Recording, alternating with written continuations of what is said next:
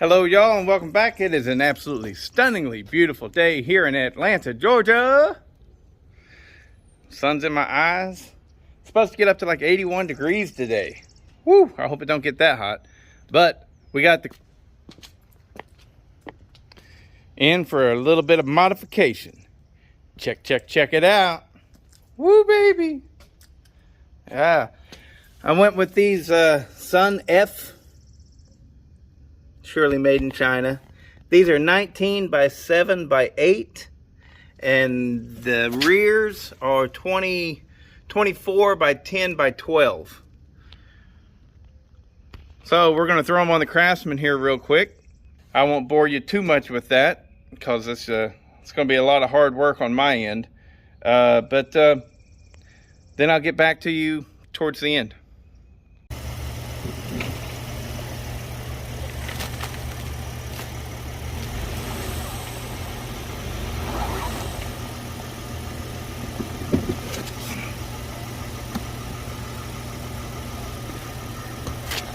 I got the back one loose here, but that front one's giving me fits.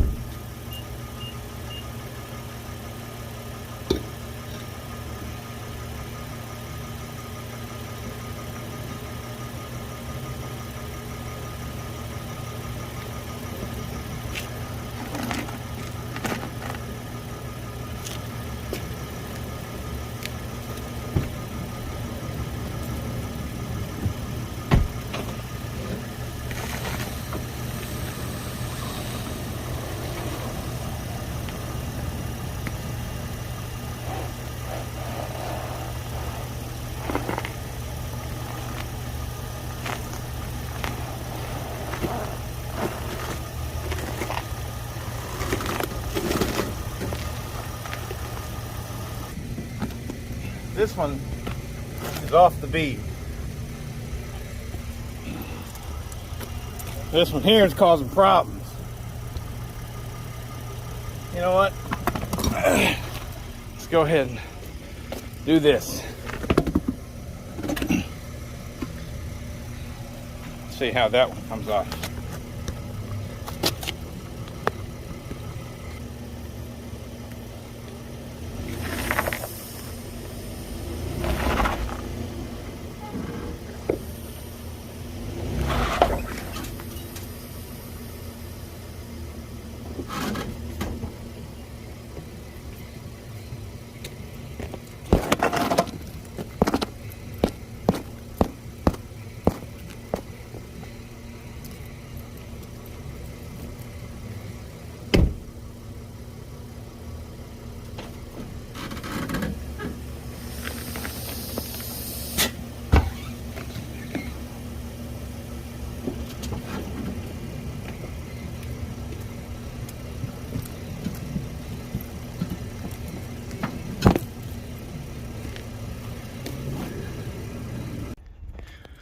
Okay, for the most part, that went pretty well. But this one right here, totally being a little turd. So I just left the truck parked on it. I tried to get some dishwashing detergent around the rim there. Maybe that'd seep down in. But I'm gonna go get started on the other three. They're all off the bead. So I just gotta remove the tires and put the new ones on. Whenever I'm done with that, then I'll come back and I'll revisit this guy, and hopefully over that time it'll just naturally drop off of that bead. We'll see. The other side is off. It's just this side right here causing a problem. Well, we got her done. I had to give up on the on that one wheel, and you know, it was the front wheel, and then trying to put the tire onto the front wheel, I couldn't do it. I managed to get both of the back wheels off and the new ones on, but the front ones, I could only get one of them off. I mean, I could have broke out the torch, I suppose, but whenever I tried to put one of the tires actually on the rim, I just couldn't do it on the floor of my garage with two little tiny tire tools. So Ace Hardware hooked me up. That was money well spent for them to put those on. But boy, isn't it cool. Let's see here. So the sizes, lots of people don't rattle off the sizes. This is 19 by 7 by 8. This is 24 by 10 by 12. And I actually installed wheel spacers to widen up my rear end. Really glad that I did that. So I've got 2-inch spacers on either side. They are for a Ford Ranger. So the 5-lug pattern on these things is 5 on 4.5 or 5 on 114.3 millimeters or something like that. So what you got to do, you got to get the spacers that specifically are for the Ford Ranger and a Jeep YJ. The reason the Jeep YJ comes in, same bolt pattern as the Ford Ranger setup, but it's important because if it's saying it's a Jeep, then it's pretty much guaranteed it's for a 4-wheel drive, and it has the larger center bore. So you need that center bore to go over your hub there. And I think it's like 83 millimeters is that center bore. There's one that's like 70 some millimeters, and there's one that's like 80 some millimeters. Go for the 80 some millimeter center bore. But yeah, I got 1.5 inch and I got 2-inch, and I just figured whichever ones I liked I'd keep, and the other ones I'd send back, buying it on Amazon Prime. A lot of people have questions about front tires. How big can you go before they rub and stuff? Well, I will say that these rub right here, but they only rub whenever you're turned in and it's tilted. So that I think you would call it like a torsion bar setup. That front axle moves back and forth like this, right? Well, whenever you get in a situation where it's up like this and your tire is turned in, then you're going to hit your fenders. So clearly the next step to address that is to either remove or cut out the fenders. You know, or it's not really fenders, it's just like engine covers. Either remove and cut them out, lift the front, or this is the idea that I'm probably going to go with, actually build an entire new front axle to make it wider. Who knows? I'll ride it around like this for a while until I get too tired of it hitting the engine covers, the hood, the fenders, whatever you want to call them. It's pretty slick. Pretty slick. I like it. I like it a lot. I'm also very happy with my tire size.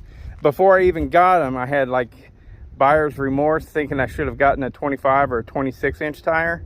That's going to be great right there. These are Sun F. I don't know what the actual model is. I don't know. The front one there says Power T on it or something. Power 1. Power 2. Anyways, but while I got you, check this out. So there's a few guys around that very clearly are firewood cutters, and I stopped and I visited one a while back, and that's how I got my 262. Talked with him for a little bit and got me a 262 out of it. And this guy, I stopped and talked with him. No, he didn't have any saws to sell. He didn't want to sell me anything. But then we talked, just shooting the shit like you do, And next thing I know, he brings out this. At first sight, I thought it was a 372, but it turns out, no, that's a 390. And it's got good compression, but there's little things wrong with it, you know. I can't help but, you know, bitch a little bit about tree service guys. You guys are going to get a sneak peek of what's next. But, you know, tree service guys do stupid shit. Now, this could be because they're idiots, or more than likely, it could be because they're out there in the field and they're just trying to make something work. I get it. So, look at that. Wrong screw is in there. Probably wrong one is in there. Definitely something crazy going on there. All of the top cover bolts, all of them are stripped out. You just, boop, we're done. You know, look, that's still got a part of a bolt in there and everything. But it does have good compression, and it's an original cylinder. And he kept saying there was something wrong with the flywheel. He thinks maybe the flywheel is loose or something. But in further inspecting it, the pulley in there, the teeth on it are broken off in at least one place. Now, it may have more going on than that, I get it, but it may not. But look where they drilled this out and stuff. Aluminum shavings got all over the place. You know, I just, you know, a guy like me just can't understand it. For the life of me. I got two things going against me whenever it comes to understanding hobnobbery bullshit like this. One is I do pretty much know how to do it the right way. Okay, I pretty much got that down pat. I mean, I'm learning just like everybody is, but I've been doing mechanic type stuff for a long time, so I know how to do it the right way. So I know don't stick the wrong screw in there. You don't have one? Okay, wait, go to Ace Hardware, go to the dealership, get you the right screw, bolt, you know.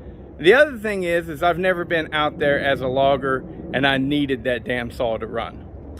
I get it, you know. So, but yeah, for the life of me, I just can't understand why would that's a $1,000 saw, you know. You're gonna shove door screws in there? God bless it. Anyways, but that one right there with some work will run. I'm confident about it.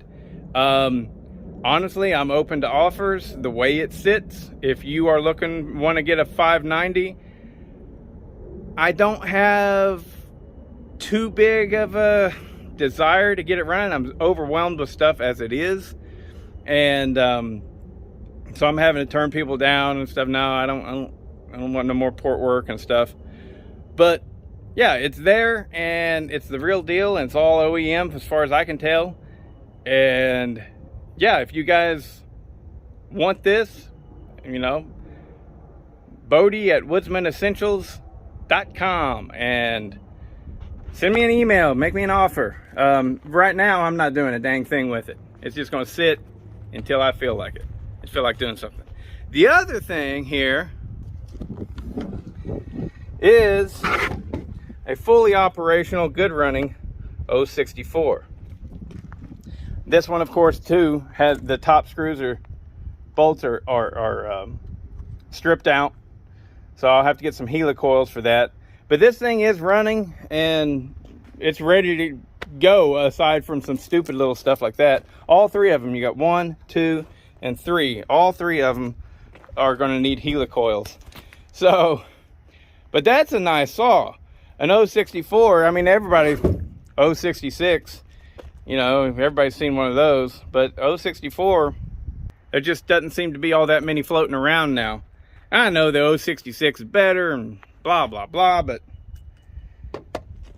I bet it's going to run good. Once I get it going the way that I want, make a few videos with it, I'll turn around and sell it probably. But I'm in no rush to get rid of that either. And unless somebody out there is just dying, but you know, this thing is running and operational, so have to be a pretty good offer. But if you want to make offers, send me one.